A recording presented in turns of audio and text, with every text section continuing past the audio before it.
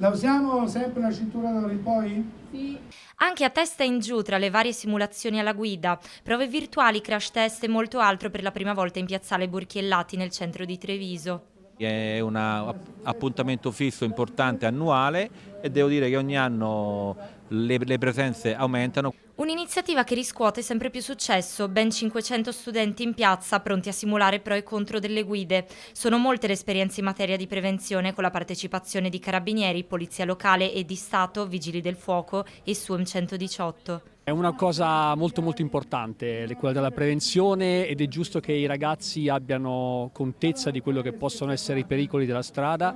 Facciamo capire quanto importanti siano i mezzi di protezione individuale e il comportamento sulla strada, con i mezzi di protezione, con il simulatore di guida virtuale. È bellissima come esperienza perché sembra di essere veramente fuori di testa. Dispositivi virtuali e test computerizzati per far comprendere la segnaletica, i tempi di reazione e non solo, veri e propri simulatori in grado di ricreare lo stato di alterazione provocato dall'uso di sostanze e di alcol. Quando c'è un'alterazione visiva, c'è una deformazione delle distanze, c'è una deformazione della visibilità che mette in condizione di capire e non capire cosa succede sulla strada.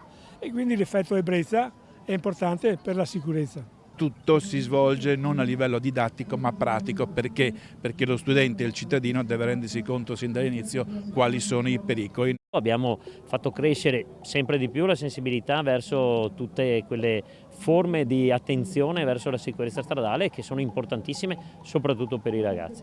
La più bella esperienza è stata quella dei Vigili del Fuoco, che hanno fatto vedere come bisogna operare dopo un incidente per mettere in sicurezza la macchina.